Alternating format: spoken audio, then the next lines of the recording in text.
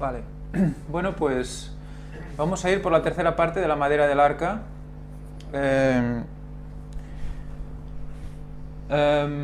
Antes de nada, yo quería comentaros que tenía pensado empezar hoy por la simbología del ciprés,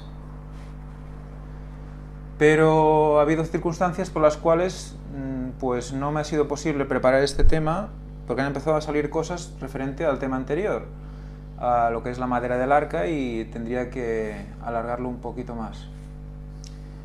Entonces, antes de nada, me gustaría recordar esta imagen. Vamos a recordar estas dos imágenes. Recordad la primera, que era un bosque de Austrocedrus, un tipo de ciprés, no recuerdo ahora, creo que era la Argentina,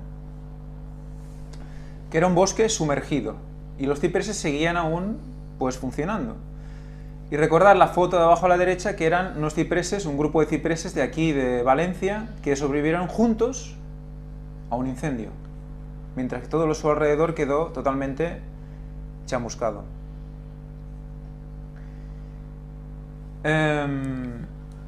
Pues respecto a esto, voy a leeros un email que recibimos de un hermano, un compañero, Joaquín, que nos dice esta reflexión. Dice: creo que Dios nos quiere convertir en ciprés. Jaja, ríe.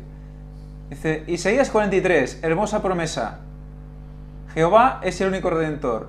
Isaías 43, del 1 al 3, dice: ahora así dice Jehová, creador tuyo, oh Jacob, y formador tuyo, oh Israel, no temas, porque yo te redimí.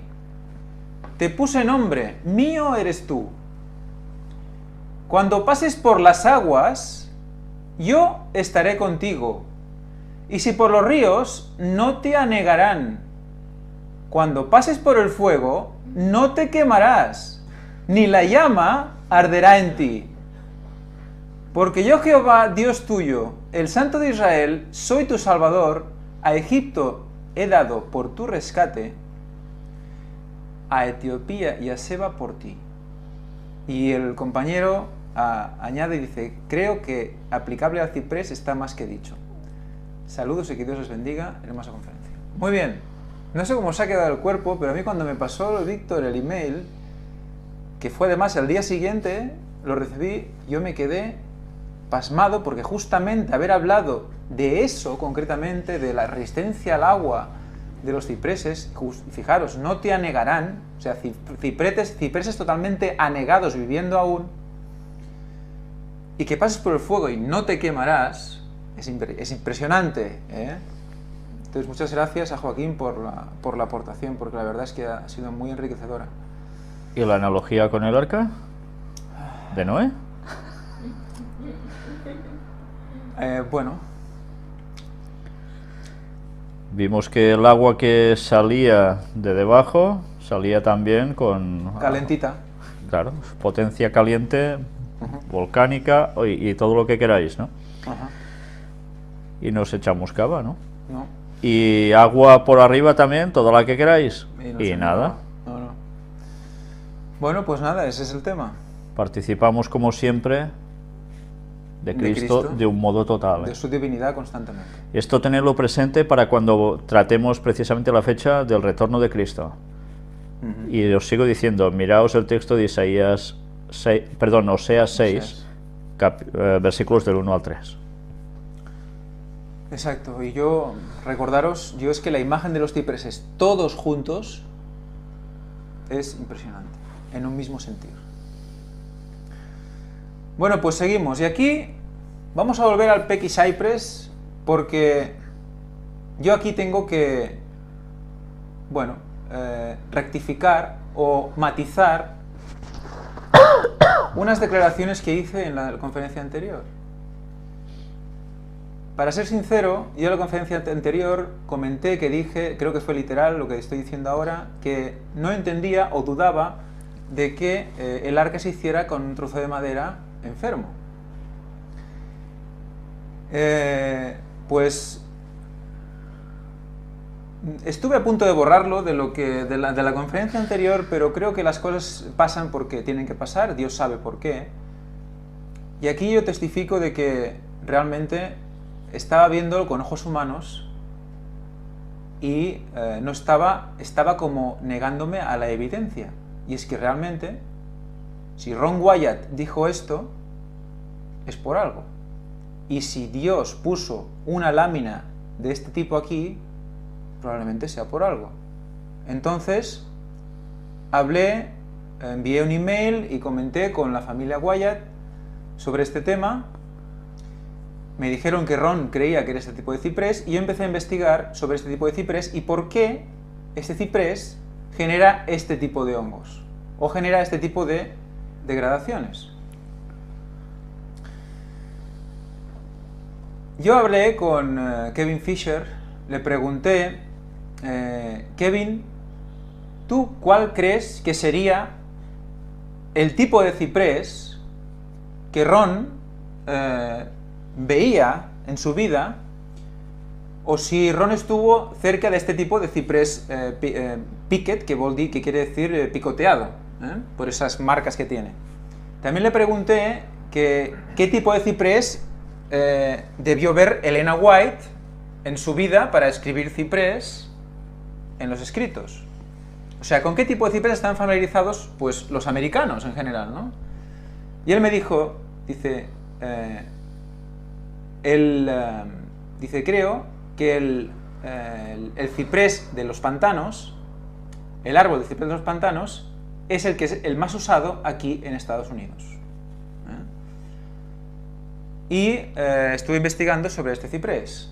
Encontré la mejor definición que he encontrado de este ciprés, es aquí, en Dwyer Hardwoods, son unos mayoristas de maderas. Esta es la explicación en inglés. Yo he cogido unas partes que más creo que pueden servirnos más y las hemos traducido, bueno, las he traducido yo y Google y yo, al castellano.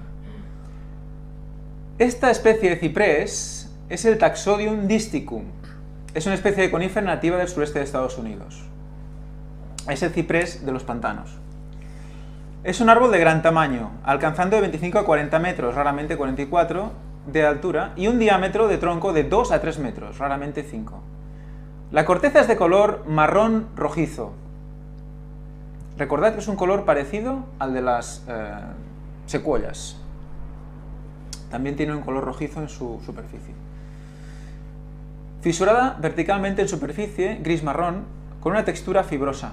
Las hojas nacen en ramitas de hoja caduca, que están dispuestas en espiral sobre el tallo, pero retorcidas en la base para permanecer en dos filas horizontales, de 1 a 2 centímetros de largo y de 1 a 2 milímetros de ancho. Aquí empezamos a ver algo interesante con un tema de la disposición en espiral de las hojas. A diferencia de la mayoría de las otras especies de la familia Cupressaceae, es de hoja caduca. Es el único que tiene esta particularidad, que se queda calvo, por eso se llama ciprés calvo también. ¿Y por qué me miras a mí? En invierno. Bueno, porque estás a mi lado. Pierden las hojas en invierno. Es monoico, bueno, esto es otro tema. Estróbilos masculinos y femeninos maduran alrededor de 12 meses, que se producen a partir de yemas capullos formadas a finales de otoño, con la polinización a principios del invierno. Los conos de semillas son de color verde, tirando a gris, y globulares, de 2 a 3,5 centímetros de diámetro. Tienen de 20 a 30 escamas de 4 lados, dispuestas en espiral, cada uno con 1 o 2, raramente 3 semillas triangulares. Bueno, hasta aquí toda una serie de simbologías que ya hemos ido tratando en las conferencias y que se van como siendo recurrentes en este árbol concreto. El número de semillas por cono oscila entre 20 hasta 40. Los conos se desintegran en la madurez para liberar las semillas grandes. Las semillas son de 5 o 10 milímetros de largo, las más grandes de todas las especies de la familia de cipreses. Y se producen cada año, pero con grandes cosechas cada 3 a 5 años. O sea que de vez en cuando hay una gran fuerza de semillas, una gran siembra de semillas. Las plántulas tienen de 3 a 9, con más frecuencia 6 cotiledones. Los cotiledones son las hojas primogéneas, las hojas primarias. Son cuando florece la flor o el tallo, y las primeras hojas que salen son normalmente 6. Si os fijáis en una habichuela, cuando la plantas, cuando nacen salen 2. Eso es dicotiledonio. En este caso son cotiledones, 6 cotiledones, con más frecuencia. Otro número. Fijaros cómo numéricamente tiene, y el concepto de en espiral es recurrente. Aquí tenemos los glóbulos. Y lo de capullos y otoño... Claro, yo ahí no sabía qué decir porque, claro, ahí estamos otra vez en el tema del candelabro. En el candelabro se define las copas, que define el candelabro, todo el mundo se imagina una copa. Pero cuando mides la definición, en el Strong, no es exactamente una copa, sino que se define algo que es cóncavo en su base, pero que está más asociado a una flor, a un capullo, a una yema de flor, lo que es previo a la flor, que aún no ha florecido. Y hasta ahí lo vamos a dejar, pero es que es un tema muy interesante porque además el almendro o la flor de almendro, dijimos que florecía en invierno, es una preparación a... Bueno, muy bien. ¿Qué más? Aquí vemos los conos verdes. ¿Veis las formas de los conos? ¿Veis los dibujitos que hay en la superficie de los conos? Yo cuando los vi, me recordaron a la orografía de la zona de Israel. Y luego ya lo miraremos eso más adelante y le daremos más significado y hablaremos más de ello. Pero así de entrada yo vi esto y digo, ostras. Aparte de los 4 lados que vemos en el de la izquierda. Los troncos principales están rodeados de rodillas de ciprés. ¿Y qué vas a decirme ahora? ¿Qué es esto, rodillas de ciprés? Resulta que son cypress knees, que quiere decir rodillas de ciprés en inglés. Veremos luego cómo define esto. Alrededor del tronco principal hay toda una serie de algo que le llaman rodillas de ciprés. Bueno, el espécimen de individuo más grande conocido es el senador, del cual hablaremos también luego. Está en Longwood, Florida, 35 metros de altura, con un diámetro de tronco 344 centímetros, un volumen estimado 120 metros cúbicos de madera. El más alto conocido es el cerca de Williamsburg, 44 metros de altura. Veis que de ninguna manera son los metros que había en las secuoyas, pero para ser la especie que son es importante. El área de distribución natural es, bueno, ahí te ponen toda una serie de zonas, y esto corresponde a la zona sur-sureste, ¿vale? Sureste, y ya también hacia el norte llega hasta Illinois y Ohio, que también está cerca de Michigan, justo a tocar con Canadá. O sea que hay zonas que también hay Bald Cypress allí. Correspondería con un mapa que aún no tengo aquí, creía que lo tenía ahora, pero viene después.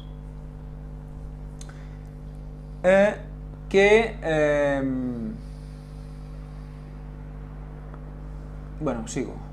Nos dice, la mayoría de Bald Cypress, que son los cipreses de pantano, crecen en terreno plano, en suelos aluviales, generalmente en elevaciones de menos de 50 metros, o sea que le gusta la cosa sin mucha elevación, sobre el nivel del mar, aunque puede haber algunos rondando elevaciones de 500 metros.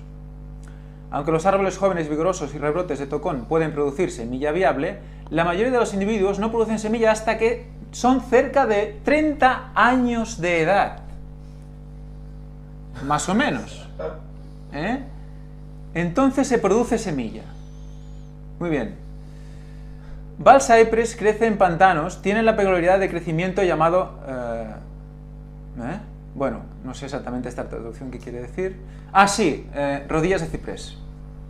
Esto viene por rodillas de ciprés. Luego veremos lo que son. Dice, estos son proyecciones leñosas que salen por encima del suelo o el agua, que son parte del sistema de raíces. La función más probable de las rodillas de ciprés es la de soporte estructural y la estabilización.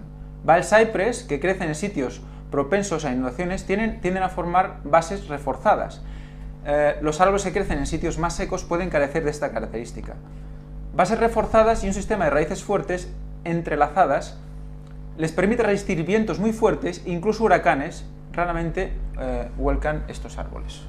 O sea que pero yo lo que no entiendo, aquí, vale.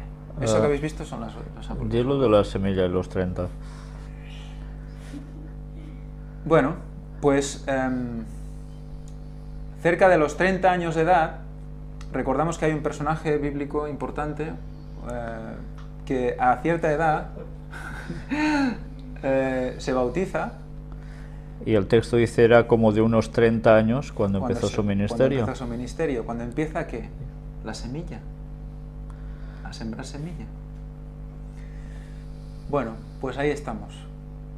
Entonces, ahora entendéis, cuando yo empecé a leer esto y digo, pero qué inútil y qué ignorante que soy. ¿Cómo es posible que pueda juzgar yo esto? Y ahí pequé vilmente. Y doy mi testimonio de ello. Y vamos a seguir. Muchos agentes dañan árboles de estos cipreses de pantano. El principal agente letal es el hongo Sterium taxodi. Esto lo voy a poner en duda, el hecho de que sea el agente letal. Vamos a ver por qué luego. Lo que provoca la pudredumbre marrón, o surco marrón, conocido como Peckycypress, o ciprés picoteado. Este es el hongo que genera los huecos en el ciprés. Esas como llagas o grietas que hay en el ciprés. La madera de ciprés de pantano mucho tiempo se ha valorado por ser muy resistente al agua, así llamada madera eterna. Es que es tan increíble que es normal que la mesa quiera caerse. Madera eterna también llamada, porque en agua, como vimos también con el ciprés cupresos, es eterna. Se puede mantener flotando en el agua sin deteriorarse durante muchísimo tiempo. Madera prehistórica aún utilizable se encuentra a menudo en los pantanos de Nueva Jersey y en ocasiones hasta el norte de Nueva Inglaterra, aunque es más común en el sureste. La madera poco mineralizada se extrae de algunos pantanos en el sureste y es muy apreciada para usos especiales tales como tallas de madera. Punto. Cypress o Peckycypress, este ciprés con los hongos habiendo hecho estos picoteados, causado por el hongo Sterium taxodi, se utiliza para el revestimiento de madera de pared decorativa. Luego veremos cómo queda esto. Bueno, lo hemos visto antes, pero cómo queda esto pulido y presentado. Es precioso. Esto que estáis viendo aquí son las rodillas de ciprés. Esto y esto es alrededor del árbol principal, que hemos dicho que a los 30 años tira esas semillas, hay como cipreses de rodillas. Rodillas de ciprés, es que le llaman cypress knees. Están como alrededor del árbol principal, como si fuera su séquito, los que le adoran. Es increíble, es impresionante la biología de este árbol. Son sus propias raíces, o sea que por lo tanto son hermanos de ese árbol, parte de ese árbol. ¿Os fijáis ahora en la copia del panteísmo y de la Pangea y de la energía del universo? Que todos estamos conectados, Avatar, todos conectados. O sea, fijaros cómo es adoración al árbol central. Y cómo el árbol también es cogido por todas por la mayoría de culturas paganas como el objeto de adoración. El árbol de la vida en la palabra de Dios, el árbol como tal para según qué culturas, ¿no?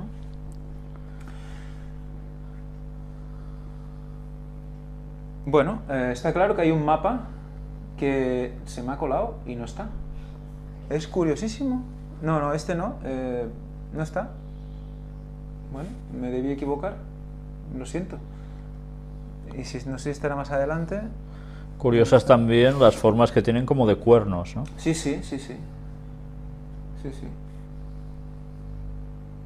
Exacto. Como montañas, como montículos, como cúpulas. Como pináculos. Pináculos. Todos nosotros. Nuestras mentes. Enfocando al cielo. Bueno. Vamos a concentrarnos, había un mapa, hostia, no entiendo por qué no está, si falta esto quizá falten otras cosas. Bueno, había un mapa en el cual se situaba las zonas donde estaba el ciprés, que es todas las zonas que ahora, si en este mapa lo podéis ver, Indiana, Illinois, Michigan, que están en el norte de Estados Unidos, en el límite con Canadá, donde están los lagos de Michigan, ¿veis? Ahí donde está Milwaukee, toda aquella Chicago. En esa zona sería el límite norte, y hasta el sur sería hasta Luisiana, donde está el punto rojo Florida, y a la izquierda hasta el oeste de Texas, y subiendo hasta Pensilvania, al este, toda esa zona sería Pecky Cypress, o el ciprés del pantano también. Elena White nació en Maine, que está arriba a la derecha, Battle Creek está en Michigan, que está en la zona también, y su hijo lo fue a visitar en Tennessee, y ella estuvo en California también, en Australia, pero dice que se movió por toda esta zona, y ella debía ver cipreses de pantano muy a menudo. O sea que es un árbol de referencia que creo que debía tener en la mente cuando ella escribió ciprés también. Y nosotros veo que estamos como el gran engaño arriba casi... Sí, ahí pegados, sí. En color. Bueno, vamos a ir a Victory Park. Victory Park es una zona de Florida que hemos marcado con el punto rojo allí. Es parte de la Spring Hammock Preserve. Al entrar en este parque sin pretensiones que se dirigen a recorrer el paseo marítimo a través de una hammock hídrico, bueno, que es una zona hídrica importante, un bosque que está mal drenado o tiene niveles freáticos altos, o sea que necesita que el agua se mantenga constantemente allí para que la humedad sea constante. Y las inundaciones con menos frecuencia y por periodos de tiempo más cortos que los de madera dura mezclada o ciprés del pantano. La tierra aquí tiene un alto contenido en materia orgánica y favorece crecimientos densos de vegetación. Este rico suelo se mantiene húmedo por manantiales de aguas minerales que brotan al formar pequeños arroyos. O sea que tenemos una zona de pequeños arroyos muy húmeda y estos cipreses aquí creciendo. Es una zona concreta donde están llenas de este tipo de ciprés. Pues aquí encontramos al ciprés más viejo de estos cipreses, de los cipreses de pantano, el más mayor. Es el senador, le llaman de senator, tiene este diámetro, esta altura, hemos visto antes, y la edad estimada de 3.500 años. Y diréis, ¿por qué me enseñas este ciprés? Bueno, aparte de que es inmenso y de que tiene forma de ciprés, como podéis ver de lanza, pues resulta que esta mujer, en un estado de drogadicción importante, le prende fuego y se lo carga. ¿Vale? A un ciprés de 3.500 años. Y fijaros, yo os lo he puesto más que nada para que veáis una cosa. ¿Veis el ciprés? ¿Cómo se quemó? ¿Cómo consiguió quemar este ciprés? ¿Veis por dónde salen las llamas? Salen por dentro. O sea, quemó el ciprés desde dentro. El ciprés estaba ahuecado. Y eso hizo como de chimenea. Entonces se quemó por dentro y entonces pudo tumbar el ciprés, porque dices, tú con una cerilla no quemas un ciprés de 3.500 años en una zona drenada de agua, húmeda, quema este ciprés. Pues esta mujer va y lo quema. Y evidentemente nos hemos quedado sin senator. ¿Pero a qué viene todo esto? Básicamente es para que entendamos que esto, que es el Picket Cypress, que es el ciprés picoteado,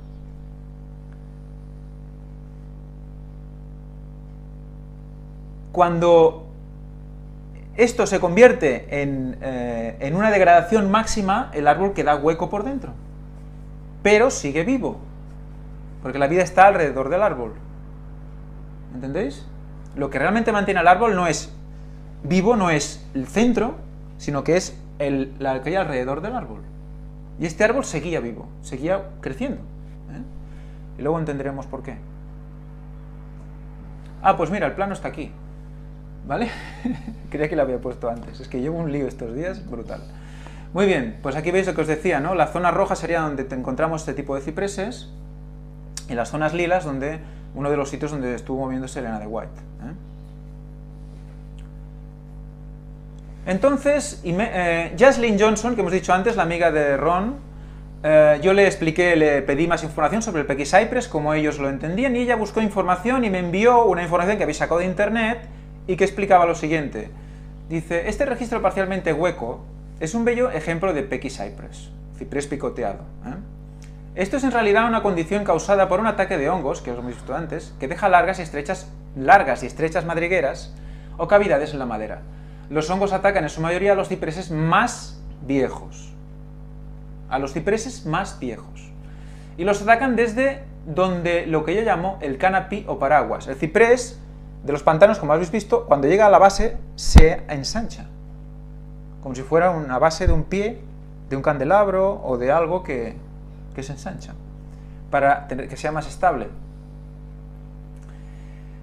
Dice, una vez que el árbol es cortado o cosechado, el ataque de los hongos se detiene, dejando los patrones bellos y picoteados únicos. O sea, que cuando vemos la lámina del arca con esos picoteados, no se hacen después porque el arca se pudre, no, porque la madera es imputrescible.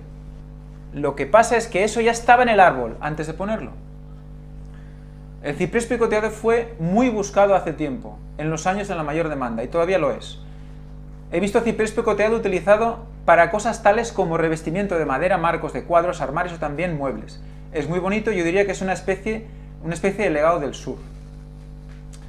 En todos mis años de encontrar y recoger trozos de madera de ciprés, encuentro que la mayoría de todas las piezas con las marcas picoteadas son de madera de ciprés extremadamente dura.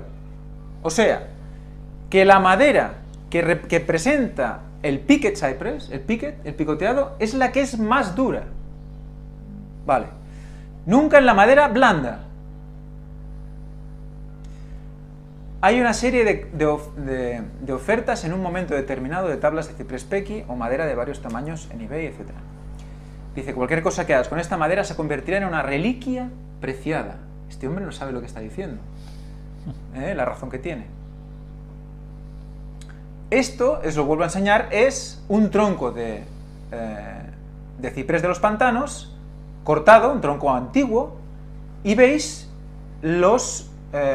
las líneas que son como tubos vacíos, como si fueran vasos capilares, venas, y tú, como las cortaras, las vieras en sección. Esto sería la ampliación. Muy bien, pues resulta que yo, en mi oficina, tengo esto. Y yo hace mucho tiempo, cuando empecé a estudiar todo esto, le pedí a un compañero, al mismo que le pedí el trozo de ciprés que lo enseñé el día anterior, digo, oye, cuando encuentres un ciprés grande, que digas, no, es que es ancho, quiero un tronco más ancho, porque ese es muy pequeño, uno más ancho, envíamelo. Yo cuando le pedí esto, no sabía lo que sé hoy. No lo sabía. No tenía ni idea. ¿Vale? Lo que sé hoy, lo he hecho esta mañana, porque me he comido la cabeza para ver qué podía ofrecer hoy, porque tenía pensado hacer otra cosa. Y todo esto lo he ido pues montando con ideas de días anteriores, pero ya esta mañana. Y cuando ayer pasé por la oficina, cogí, monté, porque estos son 5 trozos de ciprés, que es un solo tronco, tiene 1 metro de diámetro, que es interesante, y al montarlo, yo sabía que estaba podrido, que tenía algo dentro, y cuando lo monté, digo, ostras, esto es una pudrición que yo he visto. ¿Vale? Lo miráis desde arriba y veis como la parte central, por tanto, la más dura, por tanto, la más vieja, presenta esto. Este ciprés, según el compañero que me lo trajo, murió de un ataque externo que sufren las hojas, entonces el ciprés acaba muriendo. Pero dice que esto no es el motivo de la muerte. Esto estaba ahí. ¿Vale? Entonces, le fui haciendo fotos cada vez más cerca. Cada vez más cerca. Y vi esto. Resulta que tienes madera súper dura y de repente, como zonas, como hemos visto antes en el ciprés de los pantanos, zonas, pues, de forma redondeada o no tienen forma concreta, pero que de repente está totalmente podrido. Y de repente está perfecto. Cuando una pudrición, yo he visto muchas pudriciones en mi trabajo, en árbol muerto, no en árbol vivo, eso también es verdad, que la pudrición es progresiva. Tú ves madera buena Y poco a poco, conforme te acercas a la fuente de la degradación, la pudrición se hace cada vez mayor. En cambio no, el árbol aquí es como si generara, como si decidiera dónde comer. Es muy extraño. Bueno, luego veremos más la explicación sobre esto. Aquí vemos más el detalle, ¿no? Si tú tocas cualquier lámina de esas que está entre zonas podridas, es durísima. Es el duramen, la parte más antigua. Y aquí vemos la comparación de las dos fotografías. En la derecha, sin la zona podrida ya, solo vacío, y en la izquierda con la zona aún podrida dentro. Pero si tú le vacías la zona, queda lo mismo. Son como rejillas. Muy bien, pues yo resulta que casualmente conozco a esta persona. Conozco a Gerard Passola. Gerard Passola es un biólogo que hace muchos años que conozco, que fue gracias a él que yo empecé a hacer ciertos análisis en la estructura de madera, porque aplicamos un sistema que ellos aplican a los árboles. Y resulta que aparte de ser experto en trasplante de grandes árboles ornamentales, es una autoridad en la relación hongo-árbol. Y entonces, claro, me enteré de ello porque tampoco era consciente por el otro amigo que me llamó, el del que me trajo el ciprés. Hablé con él y me dice, oye, habla con Gerard, porque él entiende de esto, es experto en la materia. En España tiene peso. Y de hecho descubrí que había viajado a México y a otros países a asesorar a gente sobre este tema, ¿no? Y le pregunté. Y me contestó.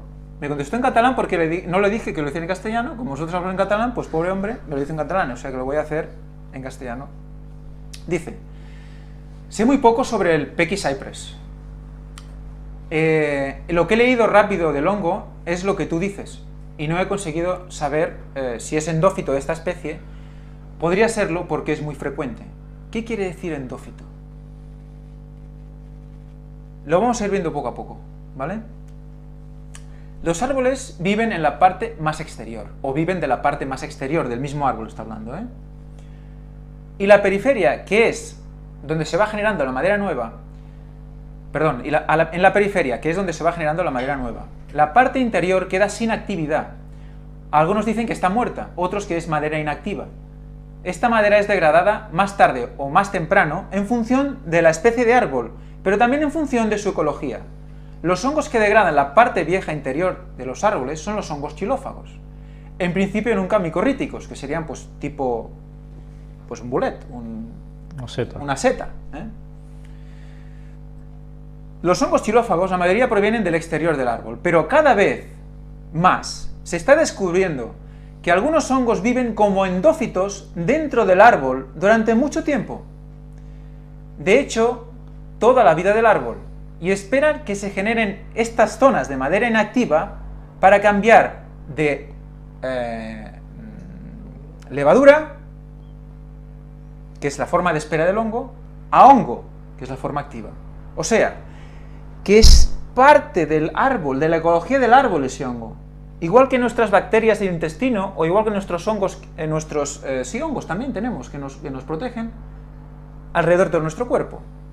Estos hongos tienen la ventaja de estar en el lugar idóneo. Los primeros, así, o sea, están los primeros, así que se aseguran la oportunidad de colonizar estos nuevos espacios. El vaciado de los árboles, como hemos visto, el ciprés que se ha quemado, que estaba vacío por dentro, genera una mayor flexibilidad al árbol. Y para muchos científicos sería una ventaja respecto de árboles que no están vacíos. ¿Vale? En este proceso de vaciado, el árbol suele recuperar parte de los nutrientes que tenía bloqueados en las paredes de las células muertas. O sea, que el árbol se puede alimentar de su árbol viejo interior. ¿Vale? Cuando este espacio viejo interior entra en contacto con el cambium, este puede fabricar raíces para acelerar la consumición de estos recursos nuevos que aparecen. En principio es difícil hablar de un ritmo de pudrición, de qué ritmo coger, pero quedémonos con esto, o sea, generan suelo dentro de su propio tronco, lo consumen como si fuera suelo, porque el hongo lo que hace es pudrir y generar fertilizante. La madera pudrida es fertilizante, es compost, que lo vuelve a reabsorber el árbol, generando raíces dentro de sí mismo, para poder crecer más. Por eso es más típico de los árboles mayores, más viejos, cuando llevan más tiempo. Y dice, en principio es difícil hablar de un ritmo de pudrición, pero es posible que para una especie determinada, en un lugar determinado, se pueda saber más o menos qué árboles y a partir de qué medida, de qué estatura, los árboles tendrán estas características. O sea, que los antediluvianos, en su conocimiento, podrían haber sabido qué árbol tenía estas características y elegirlo expresamente para colocarlo ahí donde lo colocaron. No fue casualidad, nada en la Biblia, y Dios no hace nada por casualidad. Eligieron ese árbol y lo pusieron ahí. En principio, el ciprés no es un árbol conocido por esta facilidad de vaciarse. Es más típico de frondosas, con duramen como el roble, pero no sé suficiente sobre cipreses para asegurar que todas las especies no tienen este comportamiento. No está muy estudiado. El género Sterium es conocido como endófito en otras especies y no lo he encontrado en cipreses. En principio, los hongos endófitos generan beneficios en el árbol huésped, pero de muchos no se sabe nada todavía. Es un campo de investigación que ahora está en apogeo, que se cree que hay muchísimos hongos endófitos, que quiere decir hongos simbiontes, hongos que viven con el árbol y que están ahí esperando que el árbol crezca y que cuando sea muy mayor actúan. Es como si tuviera un sistema genético que activa ciertos genes. Es igual. Todo el árbol es un conjunto ecológico. O sea que ya está creado así. O sea, Dios ya creó el árbol así. Los árboles así. Es verdad que el ciprés picoteado representa una reducción de la densidad y por tanto una mejora de la flotabilidad sin perder capacidad mecánica, porque ya hemos visto que la zona que queda sin comer es durísima, es la más dura, o sea, compensas la pérdida de densidad con la dureza de la parte que queda, o al menos sin perder mucho en relación a la mejora que supone. De toda manera, creo que la posición en el interior, está hablando del interior, ya lo haremos luego de por qué dice el interior, bueno, sí que os lo explico ahora. Veréis las tres láminas, ¿no? Las tres láminas de la madera laminada que encontró Ron. En esa posición fue encontrada. La lámina picoteada estaba en el interior. Evidentemente siempre suponiendo que eso fuera todo el grueso de la cubierta. Parece ser, por la forma y por cómo lo explican, que parece ser que sea todo el grueso. Y que eso sea el interior, porque dudo que se hubiera separado una lámina, tal como estaban enganchadas, y tal como se explica que estaban duramente enganchadas y petrificada el enganche, ¿no? La cola. Entonces, como solo era cubierta y no tenía que aguantar peso, el hecho de que fuera cubierta, laminada con ese tipo de madera súper resistente, podía ser suficiente. Entonces, yo le planteé la pregunta, tenemos la madera en el interior, ¿no? La madera picoteada en el interior. Y él dice, creo que la posición en el interior es menos lógica y creo que la mejor posición sería la capa intermedia para que la pérdida de resistencia quedara minimizada por las capas exteriores, que son las que trabajarían más mecánicamente. O sea, él expone que una posición en sándwich con la placa picoteada en medio sería más adecuada. También es posible que por defecto se usara esta madera en todas las capas y que la muestra que tengamos sea una por casualidad, porque la pérdida mecánica sería ligera y la mayoría de la flexibilidad y la reducción de peso una gran ventaja. Bueno, él expone esta posibilidad, ¿vale? Yo personalmente creo que no hay casualidad, creo, pero bueno, eso nos lo dirá el tiempo. En general, las cupresáceas no basan la estrategia de protección de la madera en la producción de resinas, como los pinos. Aquí tenemos que hacer una matización.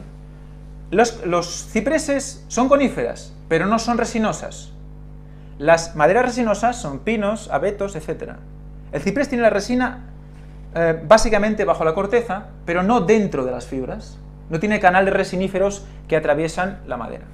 Entonces, la resina de los pinos protege la zona afectada por un hongo. genera esa barrera para que el hongo no siga comiendo, como hemos visto antes, ¿no? Y da flexibilidad, pero aumenta el peso. La resina aumenta el peso. Las sustancias de protección del ciprés, de la familia de los cipreses, son diferentes. Impregnan la pared celular sin aumentar el peso. O sea, que ese ciprés que ha hecho la protección alrededor de la pudrición no ha aumentado el peso de la madera, que hubiera pasado si hubiera sido un pino. Por lo tanto, otra razón para que fuera ciprés y no pino, abeto o otras maderas que se está hablando. Por tanto, la madera seca suele ser mucho menos pesada que la de los pinos. Fijaros todas las características de esta madera, qué importante, en gran volumen, como tenemos en el Arca de Noé, de madera, que no me he atrevido a calcular los metros cúbicos. Tengo ganas de averiguar cuántos metros cúbicos de madera, pero es que son miles y no sé cuántos metros cúbicos. Pero con tantos metros cúbicos, hacer esta relación aligeraría el peso y además tendríamos más flotabilidad. Muy bien. Esto no cambia. No, el mío no cambia. Ahí. Muy bien, pues ahora vamos a ver un vídeo. ¿Por qué esto? Sí. Vamos a ver un vídeo. Un vídeo de Ted Green. Ted Green es un señor que es, bueno, es uno de los mentores también de Gerard Pasolas, de este chico que hemos hablado ahora. Es una de las autoridades en la relación de árbol-hongo, ¿vale? Y nos va a explicar en este vídeo pues unos matices sobre lo que es la relación árbol-hongo para que tengamos más claro esta relación, ¿eh? Vamos a poner el vídeo.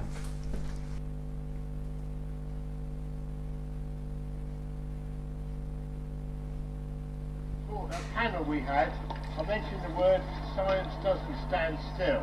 Remember? Meaning that, you know, things move on. And it certainly moved on as far as I'm concerned in the tree world since the 1980s. In the 1980s, two people called Alan Rayner and Lynn Boddy, two scientists, actually looked a lot at the relationship between fungi and trees. And actually it's mind-blowing, because every piece of wood that you find from day one is packed with fungi.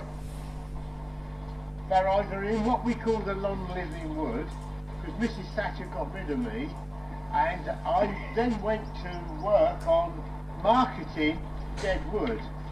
Hang on, Thatcher called me dead wood. By the way, I've got her on video crying, if anybody wants to watch it. So I actually changed the word to decaying wood, because basically decaying wood means fertiliser. So this to me is what I call leaf litter and small twigs of a year old, if you like, release fertiliser. Then you get up, this will be 2 or 3 years, then you get further up, and when a big limb comes off, we're talking about slow release fertiliser. But at the same time, if we think about that every piece of wood you look at is actually full of fungi. They may be sleeping, we call them latent fungi, or they may be active. Recently they've looked at one single living pine needle, and they've isolated 50 different species of fungi in one single pine needle. That tree is just a column of millions and millions of fungi, either sleeping or active. Now, you can split trees into two. You can split trees into trees with heartwood and trees with what we call ripewood. Now, heartwood, as the tree expands, the growth rings, some of the growth rings die annually, and you get a distinct growth ring which becomes heartwood. When you come to trees which have ripewood, now the heartwood trees basically are yew, sweet chestnut and oak.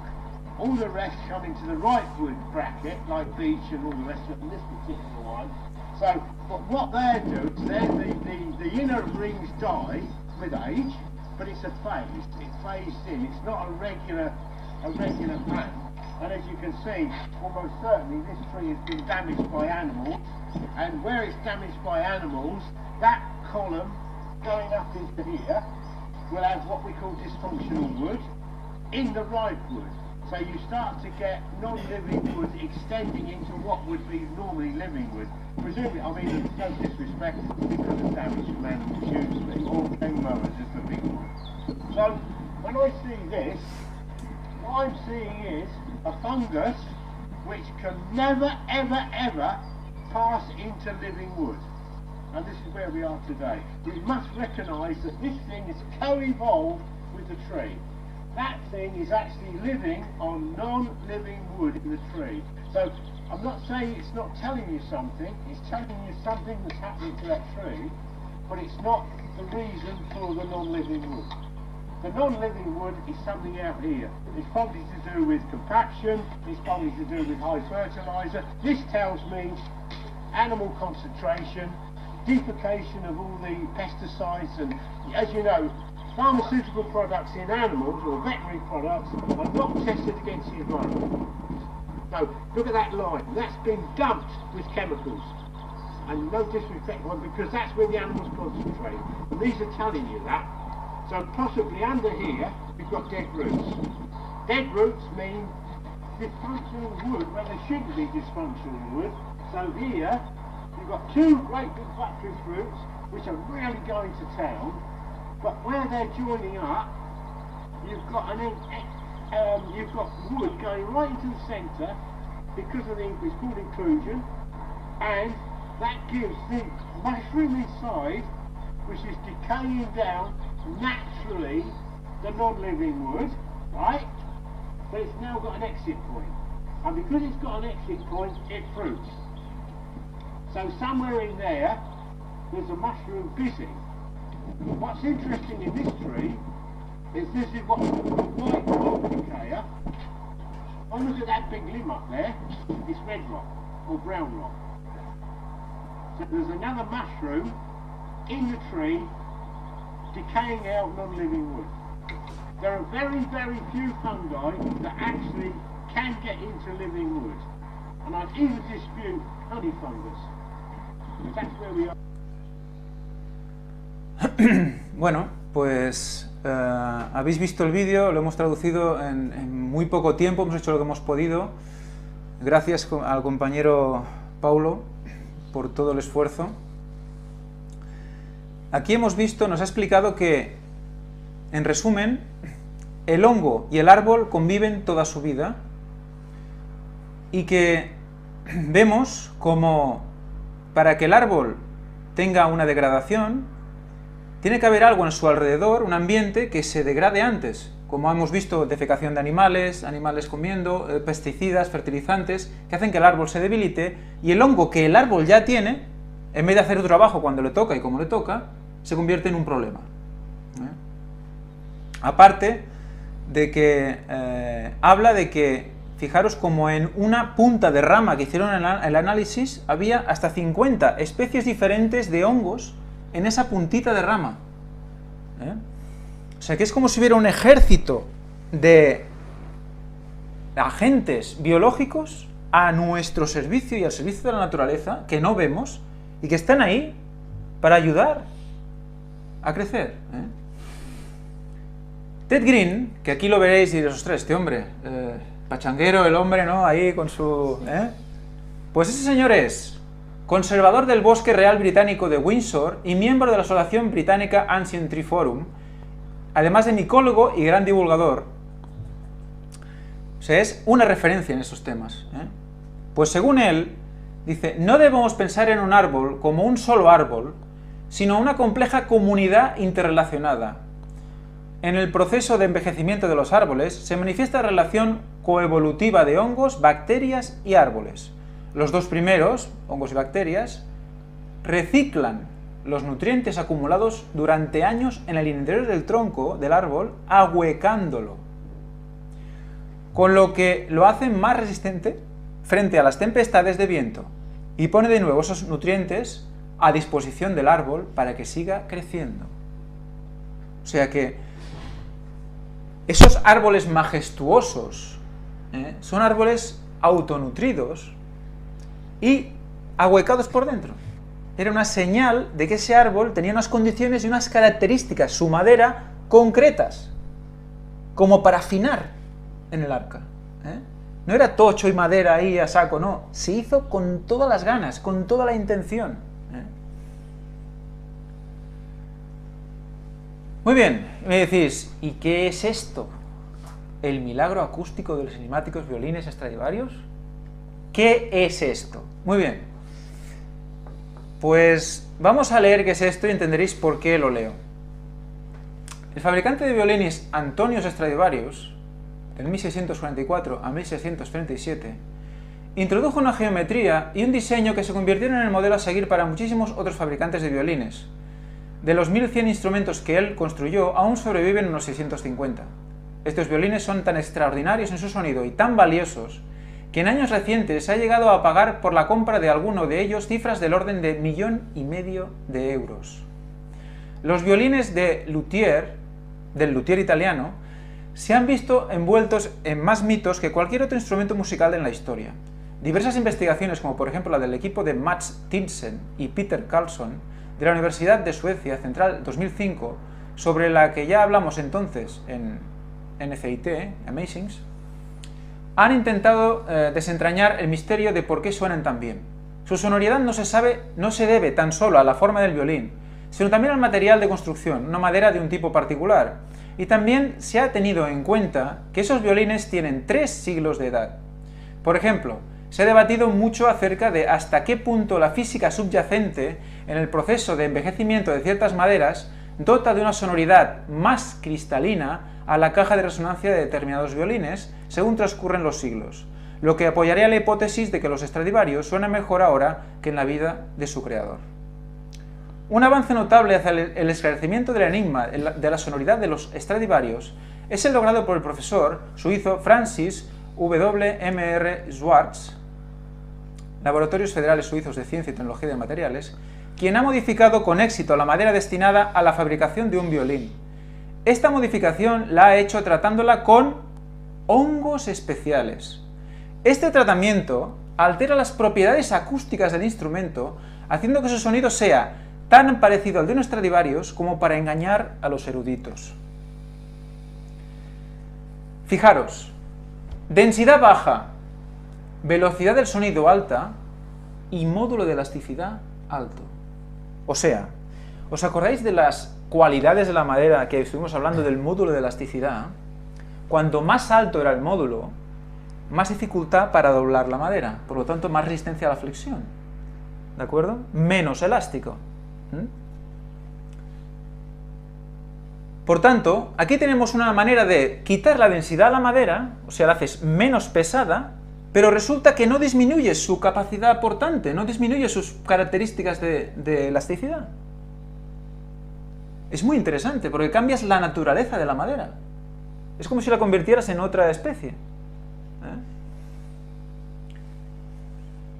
Son cualidades esenciales de una madera con la que fabrican los violines de sonoridad exquisita. Para sus violines, Antonio Stradivarius utilizó la madera especial que había crecido en el periodo frío entre 1645 y 1715, la etapa principal de lo que se conoce como pequeña edad de hielo, y cuyos efectos fueron claramente experimentados por Europa. Durante estos inviernos largos y veranos frescos, la madera de los árboles creció de modo especialmente lento y uniforme, adquiriendo así una baja densidad y un alto módulo de elasticidad. Hasta ahora, para los fabricantes actuales de violines, una madera con semejantes cualidades tonales era material inalcanzable. O sea, para conseguir eso, tenía que esperar a que pasara otra vez lo mismo. Entonces, bueno, ¿cómo lo hacemos para forzar esas condiciones de baja densidad y alto módulo de elasticidad? O sea, mantener las condiciones de flexión del árbol y bajar la densidad. Los avances del profesor Schwarz pronto podían cambiar esta situación, permitiendo que se pudiera contar con madera de una calidad similar para la fabricación de violines. Schwarz descubrió 2 especies de hongos, estos dos, que actúan de forma natural sobre los 2 tipos principales de madera usados para la fabricación de violines y lo hacen de un modo tal que mejoran su calidad tonal. Entre otras cosas, los hongos reducen la densidad de la madera.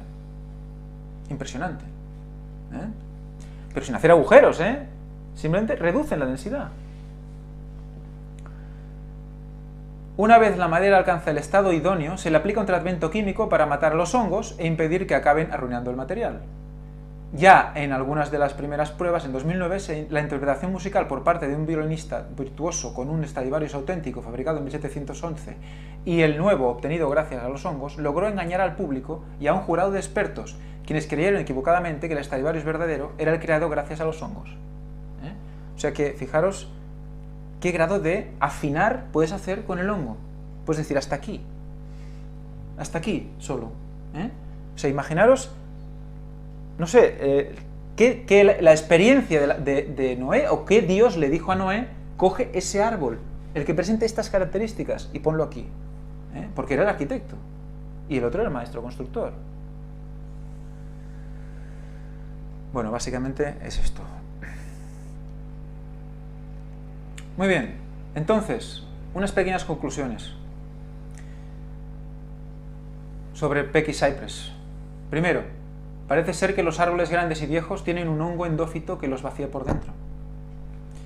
Entre otras cosas, para hacerlos más estables a las ráfagas de viento. Dentro de este hueco generan raíces internas que les sirven para captar alimentos a menor altura, pues sus raíces ya son viejas y esto les permite seguir creciendo.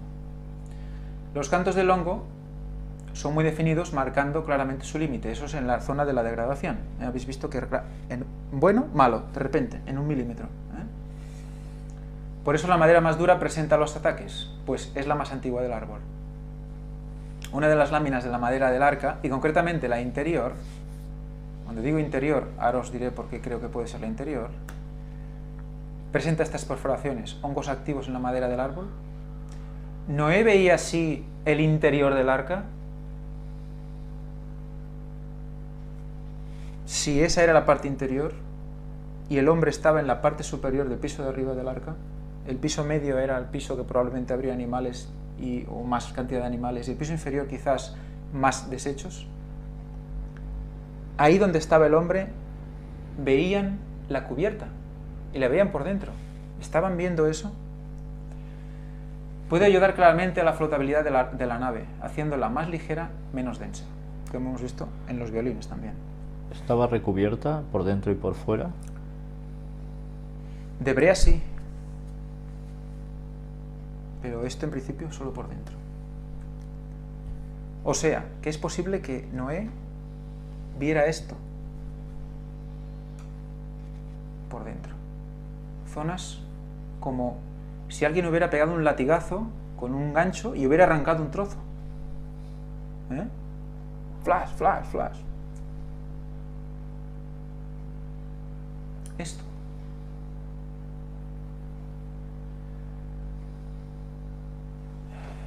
¿Por qué la muestra que Ron recogió presentaba el ciprés picket, o sea, picoteado, solo en la lámina del fondo? Si suponemos que la muestra representa el grueso total de la cubierta y que su colocación en el lugar es igual a su colocación en uso, la lámina inferior sería lo que Noé veía en el interior del arca. ¿Por qué esta tercera lámina debería de tener este aspecto desde el interior? Bueno, esto lo dejo para Víctor, para que a ver si sale algo, ¿vale? Porque me da la sensación que también nos está diciendo algo. También nos está diciendo algo. ¿Por qué una de las tres? Ese número 3. Sabemos que a la tercera, 2 no, a la tercera sí. Muy bien. Esta sería la capa. ¿Por qué esta picoteada y las otras no? Cuando hemos visto, como ha dicho Gerard, que quizás para una mayor resistencia casi estaría mejor que fuera en el medio. Pero bueno, eso ya se lo dejo a Dios porque yo no sé más. Vamos a pegar un pequeño salto, vamos a dejar el Pecky's Cypress detrás, para atrás, y vamos a adelantar un poco y vamos a meternos un poco en el tema de la resina. Recordemos que Ron Wyatt habló de que había resina de savia de árbol que unía las dos láminas según las analíticas que él había hecho, ¿vale? Que había analizado. y que estaban fuertemente pegadas por ese pegamento. Yo le comenté también a Kevin sobre esto y me contestó, dice, la madera de ciprés es conocida como ser muy resistente a la pudrición y por eso es por lo que se usa. Elena White dijo que la madera de ciprés fue usada en el arca. El trozo de madera de cubierta de Ron tenía las marcas en la sección transversal, que eran como el ciprés de los pantanos, y dice, y los Alamos Labs hizo un test del pegamento que estaba regalimando del final de las láminas pegadas, y se encontró que era un pegamento único, o sea, que no se sabe qué tipo, desconocido, único y muy fuerte. Dice que él no le consta el report, o sea, no tiene el informe, ¿vale? Pero sabe lo que él oyó de Ron y de lo que de su, bueno, supongo que de la familia. En los años 1800, en Estados Unidos, taladraron cipreses, troncos de ciprés, y fueron usados como tubos de drenaje, enterrados en el suelo, y han estado ahí por décadas. Dice, no estoy seguro sobre la... Bueno, también le pregunté sobre el hebreo y el gofer, sobre la palabra hebrea y sobre la raíz. Dice que si encuentro algo que se lo pase. Sobre la palabra hebrea de gofer, si la raíz está hablando de laminación, como estuvimos hablando el otro día, ¿no? Pero quedaros con esto, que era una cola especial, muy especial. Y esto me recuerda que cuando estuvimos hablando en la tierra que correspondía a donde estuvo el Edén, nos dice que el río Pisón pasa por una zona que tiene ¿qué? Bedelio y ónice. Recordad que el bedelio era la gomoresina, utilizada para colas. O sea que nos está diciendo algo esto ya.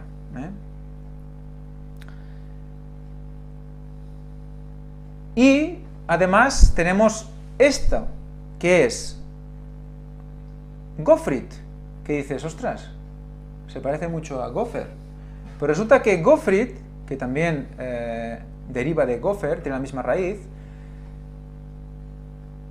propiamente resina de ciprés. Por analogía, sulfuro, por igualmente inflamable, azufre, piedra de azufre. Aquí hay dos cosas muy interesantes.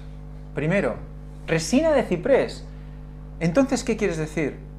Que es posible que esa resina fuera cogida de los mismos cipreses o de otros cupresáceas para unir las maderas de ciprés. Y fijaros, inflamable, muy inflamable. Y por eso también tiene el significado de sulfuro. ¿Os acordáis de las aguas que hablamos, calientes? Y también como el hecho de que sea inflamable como el azufre, acordaos del juicio final, que dice, Jesús dice que como en los días de Noé, ¿no? Será en la venida del Hijo del Hombre. Por lo tanto, agua y azufre, pero este azufre se está refiriendo sobre todo a lo que sería el juicio final. El lago de azufre, el fuego con azufre. Por eso vemos por un lado una vez más esa doble cuestión. Por un lado resina de ciprés, algo que sería muy positivo y bueno para lo que iba a utilizarse, sí.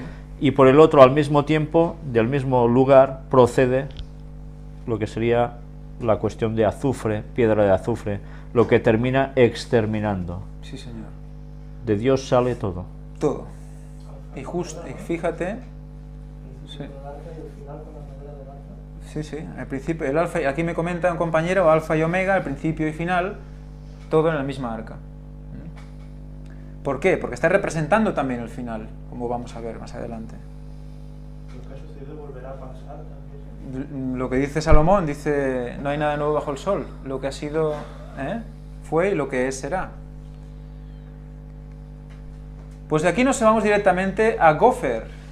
Entonces, aquí yo me quedé bastante, pues, como con la miel en la boca, cuando Ron dijo que gofer tenía la raíz aramea de que quería decir laminado.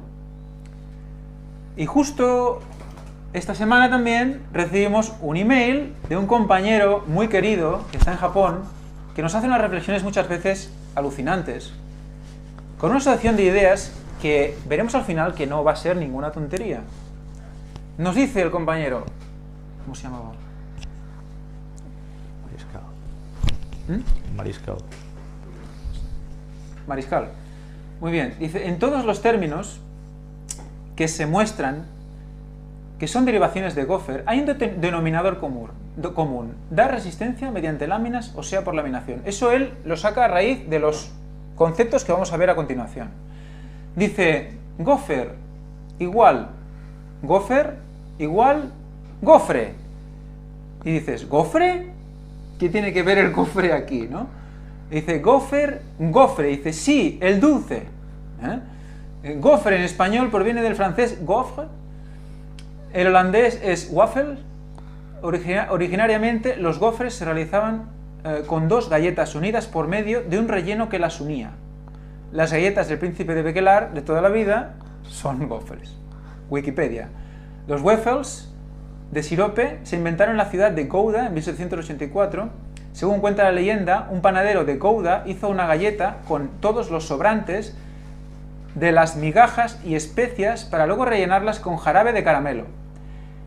De esta forma, el waffle de caramelo comenzó como un dulce de los pobres y finalmente se convirtió en el más popular acompañamiento del té y del café en Holanda.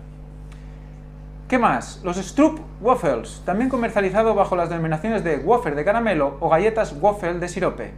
Son una especie de galletas originarias de los Países Bajos elaboradas con dos especies de gofres redondos que tienen entre ellas un relleno de caramelo, similar a un sándwich en el que el relleno hace de pegamento. Interesantísima la acepción, la verdad. Qué casualidad, ¿no dice? La cuestión es ¿por qué el panadero le dio por llamar a eso waffle? Que como vemos es una derivación de gopher.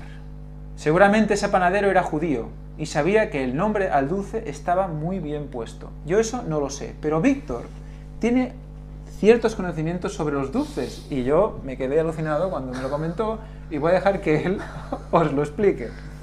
Bueno, tienen una pequeña relación con esto, y es que los judíos, cuando tuvieron los graves problemas para ser expulsados, por ejemplo, de España, muchos de ellos, claro, se convirtieron por fuerza al catolicismo.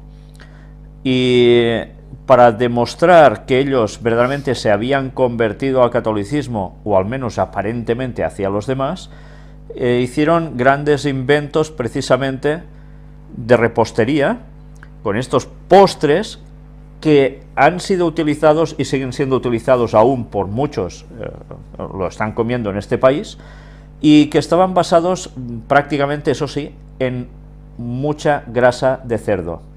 Como por ejemplo las ensaimadas de Mallorca, las famosas ensaimadas, que además tienen una forma espiral. Sí. Y con esto manifestaban que de hecho habían asimilado totalmente la cultura cristiana y ellos participaban de lo mismo. Y fueron los máximos instigadores en poner estos productos hacia los demás. Y no solo eso, sino que muchos de los platos típicos de este país ahora, que tienen mucha base de cerdo, fueron prácticamente ellos los que más lo auspiciaron, porque así seguían demostrando que habían asimilado lo cristiano y ya no eran tan judíos. Y nadie los podría rechazar. Por eso, por desgracia, en España se consume tantísimo cerdo. Gracias a eso, que es la fuente de, claro, para un judío el cerdo era la cosa más abominable, ¿no?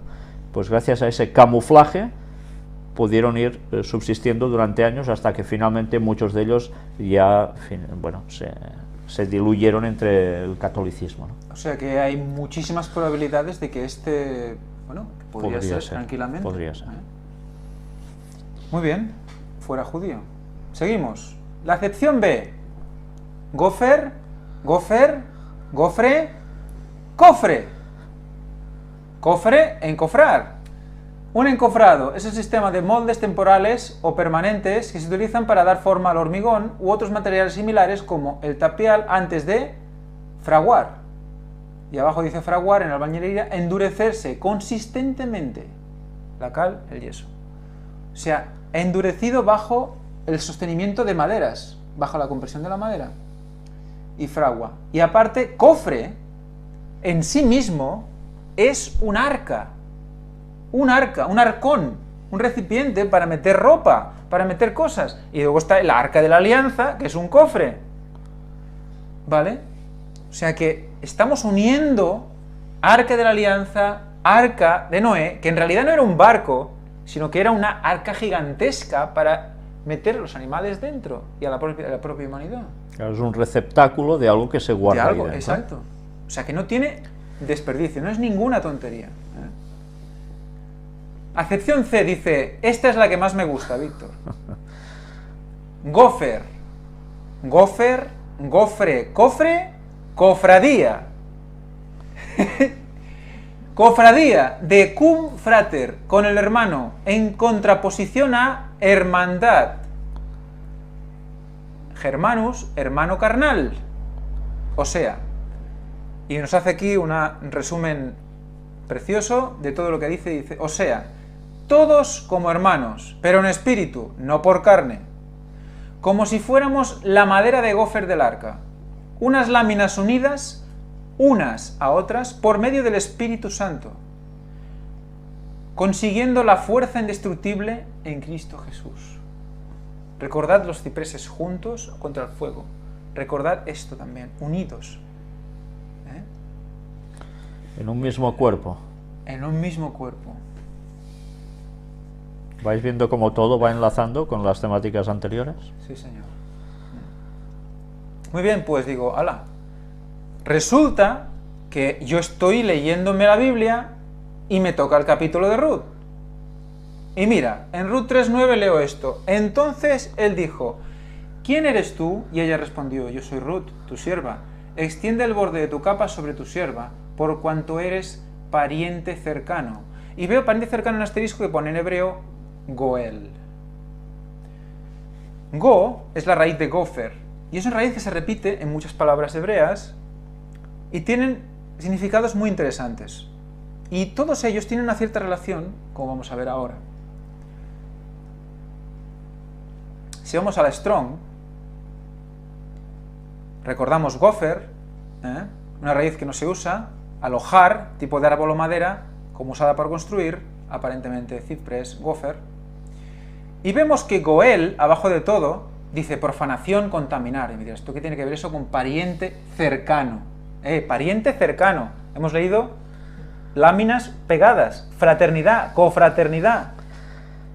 Esta acepción, vamos a decir algo muy parecido este sábado en la segunda parte de Elías Tisbita, porque vais a ver qué gran importancia de un cierto nombre que aparece en lo que vamos a analizar, para darnos cuenta realmente de por qué una palabra tan cercana como es un pariente puede llegar a ser precisamente esto. Muy bien. Pues mirad que, bueno, vais a ver que otra vez tenemos una ambigüedad, una doble cara de la misma moneda, que tenemos que Goel viene del 1351, que es Gaal, que es raíz primitiva, tal vez idéntica a 1350, que es la anterior, que también leeremos, mediante la idea de liberar, es decir, de repudiar, ensuciar o profanar, contaminar, deshonrar, excluir, inmundo, manchar, profanar, que hemos leído hace un rato con Víctor, que si ponías los pies dentro del agua, ¿qué? Ensuciabas, ¿no? Pero resulta que es el mismo significado, el mismo vocablo que el utilizado para Gaal, que es casi la misma palabra, que es la del 1350, arriba, raíz primitiva, que quiere decir ¿qué? Redimir. ¿De acuerdo a qué? A la ley oriental del parentesco, es decir, parientes más próximos, enganchados. O sea que la raíz de gofer puede estar diciéndonos esto. La unión de dos, además, láminas iguales, de igual a igual, del mismo tipo, de la misma familia. Quizás yo me estaba planteando la posibilidad de que fueran incluso especies diferentes de ciprés, que fuéramos cupresáceas, con las características parecidas, como yo soy humano, Víctor es humano, pero somos diferentes, con el mismo sentir. Por lo tanto, unidos, ¿por qué? Por la resina, por el enganche del Evangelio. Y como tal, comprar de vuelta la propiedad de un pariente, casarse con su viuda. También afear, cercano, comprar, defensor, libertar, liberar, pariente, redentor, redentor. O sea, la base de Gopher significa redentor, redimido, redimir, reposar, rescatar, rescate, vengador. Por eso, de donde has extraído ese texto, haciendo referencia a Ruth, con Boaz, que eran parientes, todo proviene de porque... No de sangre. Tenían un parentesco Pero muy Ruth importante, no exactamente Por el con marido. ella, sino por el marido. Y eso es muy interesante porque quien tenía más derecho incluso que él era otro pariente, pero él se lo pintó todo de un modo que el otro dijo, anda, me va a salir esto fatal si hago este enlace. Por tanto, quédatela tú, redímela tú. Redímela. Sí, señor. Entonces, mirad cómo la importancia, una vez más, de los textos, las historias bíblicas no estaban puestas porque sí, sino que eran un reflejo también de lo que debía acontecer a Jesús con nosotros. Nos iba a redimir. Es más, fíjate, casarse con su viuda. ¿Qué hemos dicho antes? ¿De qué cantares estaba expresando? El esposo y la esposa, Cristo y el pueblo de Dios. En el capítulo de Ruth, Ruth es la viuda. Y Boaz la redime, o sea que la rescata, se la queda para él, con él, para siempre. ¿Qué va a hacer Cristo? ¿Cómo estamos nosotros? Somos la viuda, estamos perdidos. Y viene Cristo y nos rescata, se casa con nosotros y nos redime. Ese es un significado brutal, es el gran significado de redimir, aplicado literal a la vida de Ruth, a lo que pasó con Ruth. Es alucinante. Somos la viuda. Es impresionante. Por eso, fíjate, en toda la Biblia, las referencias a las viudas, a cuidarlas, ¿cuál es la verdadera ayuno, no? Y ve a la viuda, visítala, tal. ¿Por qué? Porque la viuda representa al pueblo de Dios. Perdido. Y pensemos eso, que una viuda en esa época solo podía sobrevivir por limosnas, básicamente, porque no tenían manutención estatal, por supuesto.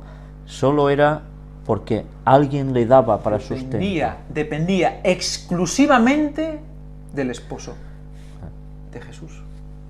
O sea, dependemos exclusivamente, no podemos hacer otra cosa que depender de Jesús. Es la figura de la viuda. Por eso, cuando las leyes que aparecen en el Antiguo Testamento se daban, era con un objetivo. No solo era, que sí que era para eso, para las circunstancias de las personas tal como se podían quedar, como en estos casos viudos, huérfanos, etcétera, ¿no?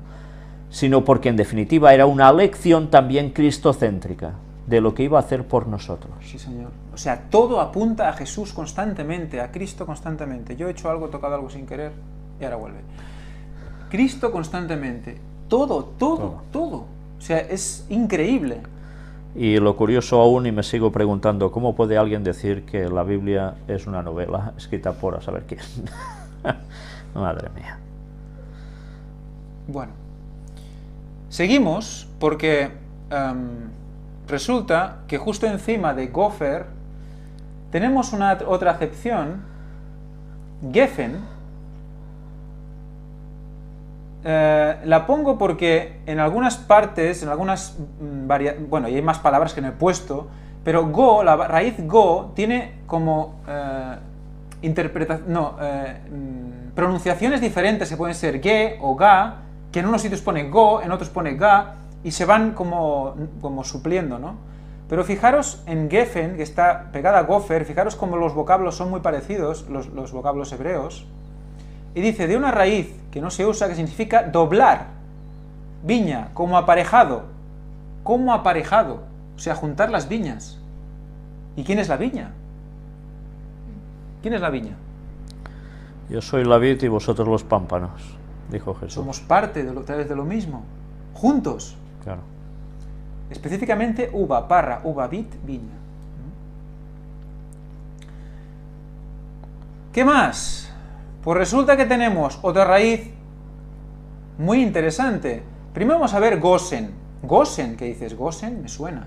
Gosen resulta que es residencia de los israelitas en Egipto. Es donde estuvieron en Egipto, el Gosen.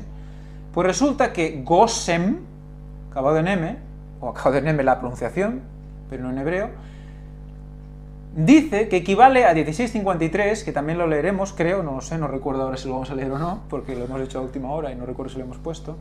Pero ¿qué dice? Llovido, rociar.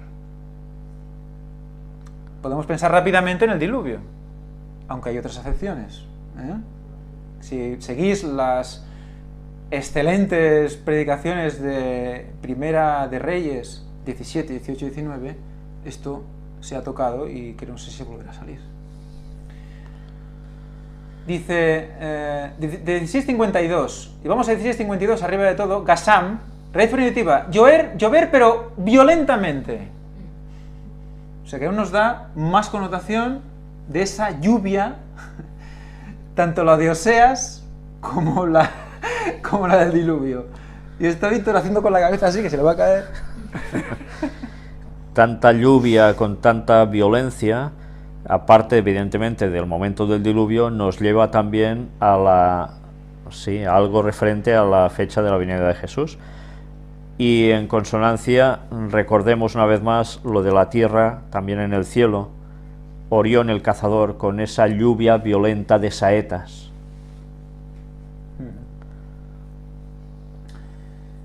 Sí, señor, y aquí la 1655 y la 1656 nos hacen referencia a la 1653, que no la he cogido, pero sí que al hacer referencia a la misma podemos considerar que Geshem y Goshem pues se refieren a algo parecido. Entonces, Goshem, del caldeo, dice aparentemente lo mismo que 1653, usado en el sentido particular de cuerpo.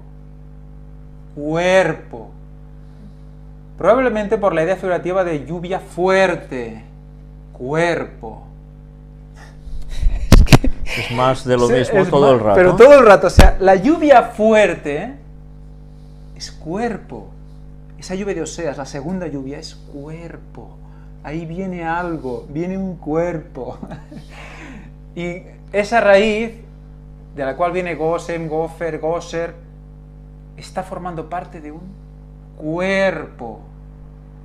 Muy bien. Pues creo que me estoy pasando ya, porque aquí tenemos que entrar más en la parte de la simbología de ciprés, pero creo que estamos todos teniendo las mismas ideas sobre de qué estamos hablando.